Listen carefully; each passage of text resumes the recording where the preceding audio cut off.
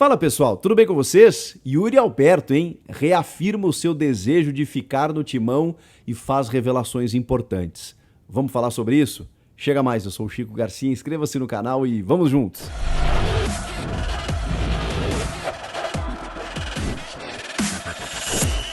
Rapaziada, poucas vezes eu vi um jogador se identificar tão rápido com uma torcida, com um clube, quanto a gente está vendo do Yuri Alberto no Corinthians. Impressionante.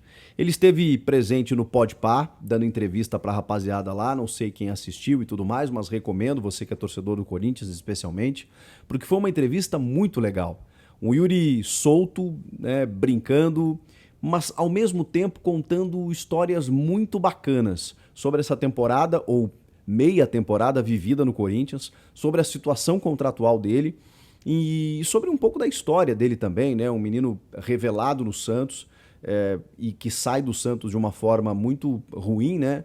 Porque, segundo o próprio, não estavam dando muita bola para ele. Quando o procuraram, ele já podia assinar um pré-contrato com outra equipe, e aí ouviu algumas coisas que não gostou. O Santos conduziu muito mal e acabou perdendo o Yuri de graça para o Inter. E o Inter realmente foi muito habilidoso porque lucrou muito com o Yuri Alberto, né?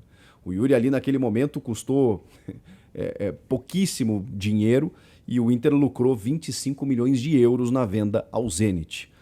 Um olho clínico de quem contratou, o Rodrigo Caetano, na época estava no Inter e entendeu de que o Yuri ali estaria uma joia do futebol brasileiro. Porque não é exagero dizer isso, ele tem apenas 21 anos e ele já assombra, né, pela maturidade, pela força, pela potência, pela qualidade, pelos gols, tão precocemente. E isso vem desde o Santos. Depois, quando ele chega no Inter, ele chega muito bem no Zenit e agora chega no Corinthians. Mas de todo esse resumo de um cara que surge no Santos, vai bem no Inter, vai bem no Zenit, volta para o Brasil por conta da questão da guerra, enfim, opta por voltar ao futebol brasileiro e escolhe o Corinthians, muito por conta do Vitor Pereira, pelo desafio também, evidentemente, de jogar num grande clube. Mas tudo isso dá pra gente resumir que, poxa vida, mas ele teve passagens rápidas por todos esses clubes.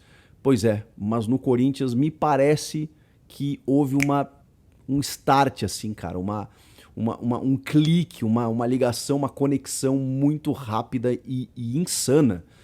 Eu vejo isso da torcida para com ele e vejo isso dele também para com o torcedor.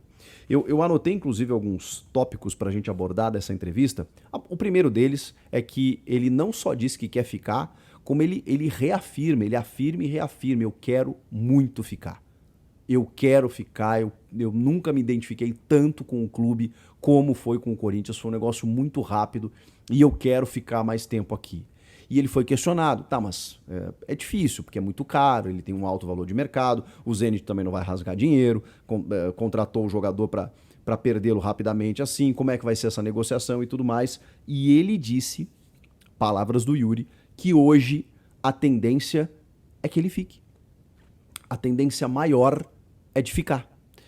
A gente sabe também, eu conversei recentemente com o Alessandro Nunes, que é o gerente de futebol do Corinthians, e quando se fala em contratações, porque o Corinthians tem algumas prioridades pontuais, né, uns pontas e tudo mais, e ele falou, gente, a nossa prioridade é comprar o Yuri Alberto.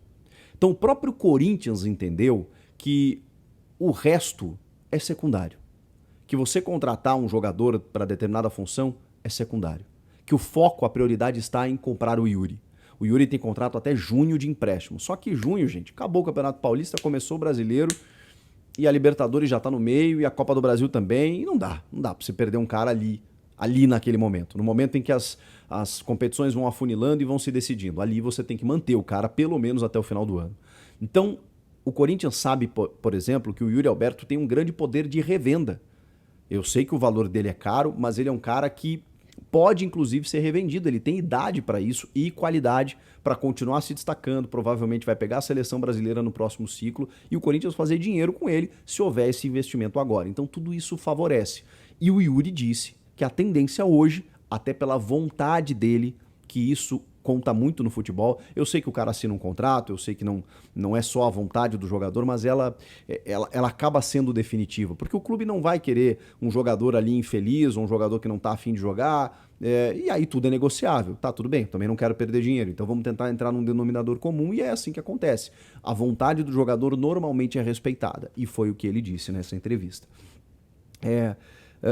E aí, entre as coisas que mais, digamos assim, destacaram ou se destacaram para o Yuri nessa relação dele com a torcida, foi justamente o barulho feito por Itaquera.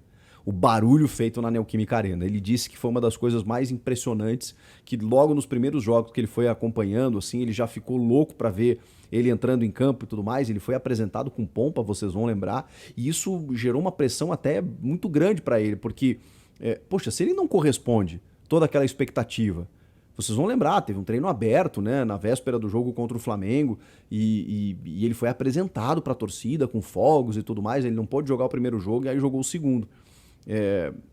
Porque ele queria muito, né? O segundo não.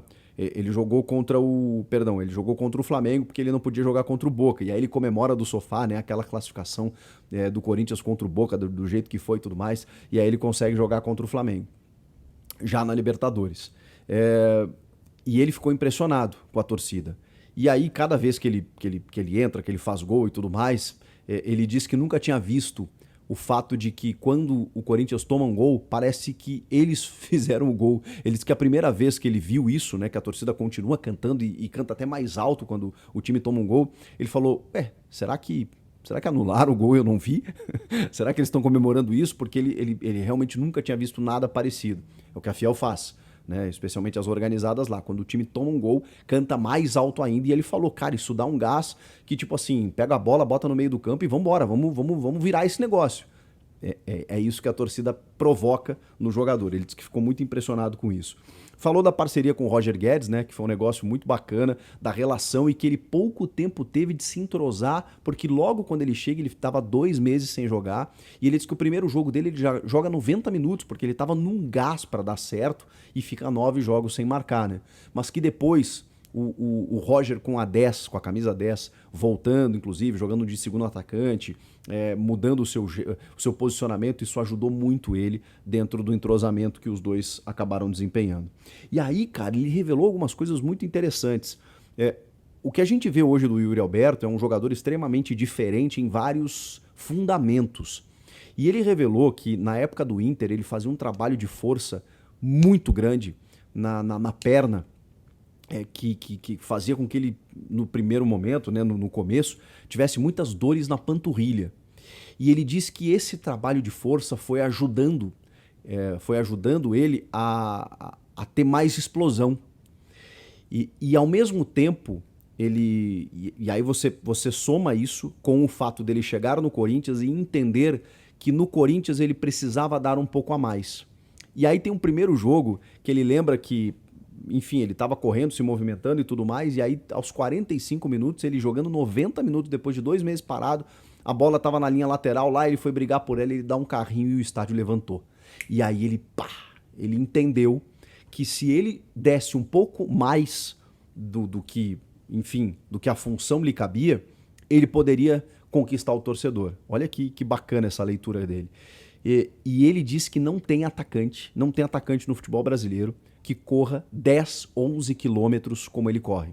E realmente, gente, isso não é um número apenas por si só. Se você vê o Yuri em campo, ele não é, mas nem de longe, um jogador que fica esperando a bola chegar.